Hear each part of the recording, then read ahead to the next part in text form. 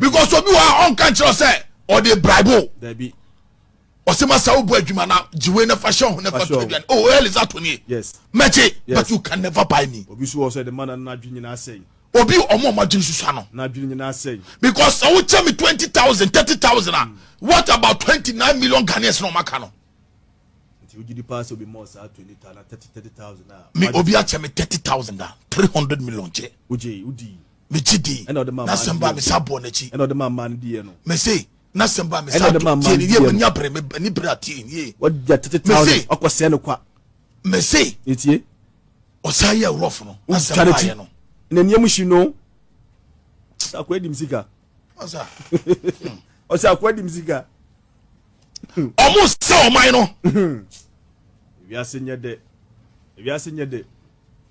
omo se oman no left right center dom se mienu nya didi na abra wo sam ne say na na do dan kwa akuforo still has 960 days oh yes more albeko tuaba as a president of Ghana still not a president amemu na che papa ne nsem mama yen ka no kore ijina no odin ensam no maka no enyo obi a o criticize obi a na ye otamfo na o ye ndc David. me can wa me say fix the country ni nyina ye scam oh yes omo nyina omo fu no omo de nante no kwa one oh yes ompe bi ejina nsem omo ka nyina ya ni adwuma she because these are people are omo ye criminals sa fix the country for no ye mo bi adin ana obo bidin criminals omo fu no omo de nante omo jisika wa manisika no akọ drone ha I will know all of them be akọ prison raba oh yes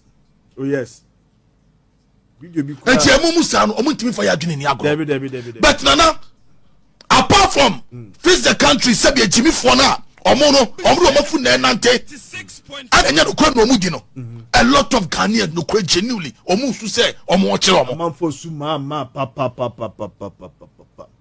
musuma even free education still is here just physical ish yes physical ska you check your bro say can go to school some can't just face the country ni pa no credibility kakra aye okateche fifa apart from mu nyina aye criminals ewie sika bi esi o makogigye di confusion si face the country ngui agu ye kan okra kire mu amompese mu beti ask can if you for the buy it is your mafum menim nipa na me koka no me koka pe no me so e ko mbede me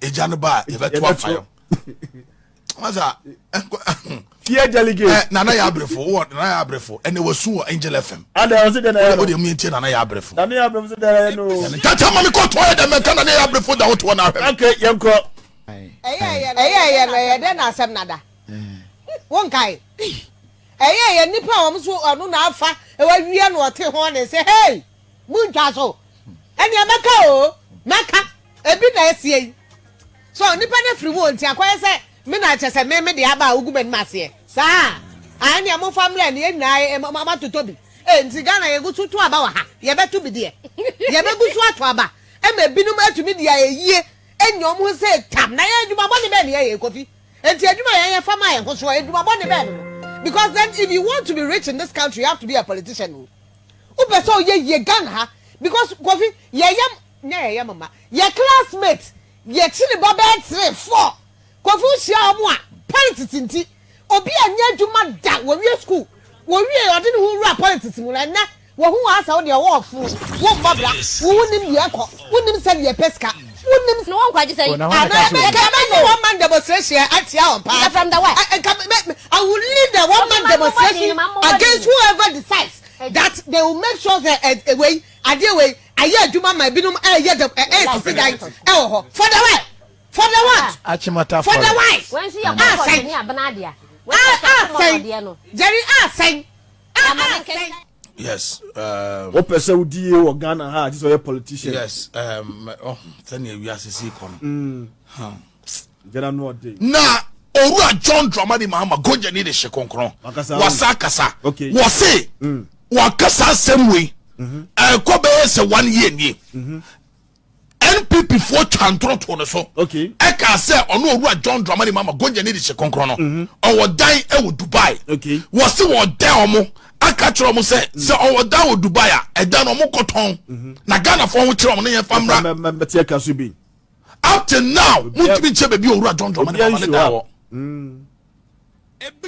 political talk mummy emra na owura John Dramani mama e de MPP for you amebo be cancel bi okay $40,000 Ford Rancher bribe. They say Messi Hotel or Dubai. Makatro mo say MPP for it. Yanko Dubai. Na your hotel ni yanko J. Ni Anton Hotel no. Ni yanko sikana mragana. Ebeshine. DKM. Yese mene lodina dia. Ene mo na muwa bemu. DKM mo kanche wana DKM yene dia. Yese me ships we were Tokyo Harbor. Eche say entrono dia. Many lordina for 100 million World Bank money. Who World Bank money when World Bank money and my Ministry of Finance and the Bank of Ghana who yet then can say Bank of Ghana ma 100 million na transfer kugu Swiss bank account. Mini Swiss bank account, mini foreign account via mixing and the catch. I don't have a foreign account anywhere. My account is in ADB and Zenith Bank and Guaranteed Trust Bank. 3 banks. I want to miss account. If you want to investigate me, investigate those banks. My money is all there. And so, Science Trono, Omudia, I'm running a family and friends government. Family and friends, me nipa bako pe my cousin, Joyce Bauer, and an deputy minister, I want my baimo. Ode she my bain na na she say me busu ni bi wo ho. And so, and Trono de na doso. Enti ama afome eyibi e wo Ghana for adwimu. What I say? But an election near Koso. An election near Koso. Boss they will investigate Japan PDS yenya audio president's cousin your friend saying Gabi any bumpty voices also are negotiating the shares in PDS.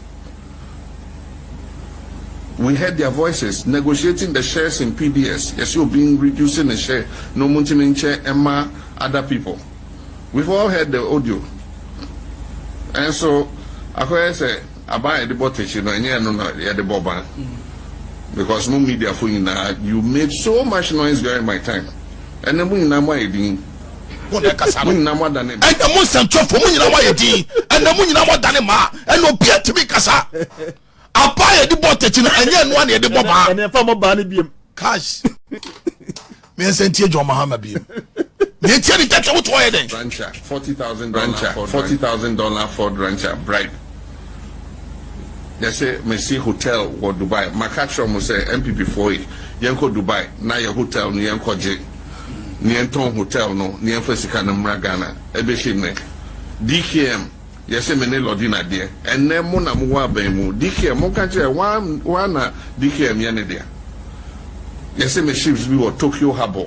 Eche say entrono dia. Many lordina for 100 million World Bank money. Who World Bank money when World Bank money and my Ministry of Finance and the Bank of Ghana who yet then can say Bank of Ghana ma 100 million na transfer kugu Swiss bank account. Mini Swiss bank account, mini foreign account via mixing and the catch. I don't have a foreign account anywhere. My account is in ADB and Zenith Bank and Guaranteed Trust Bank. 3 banks. I want to miss account.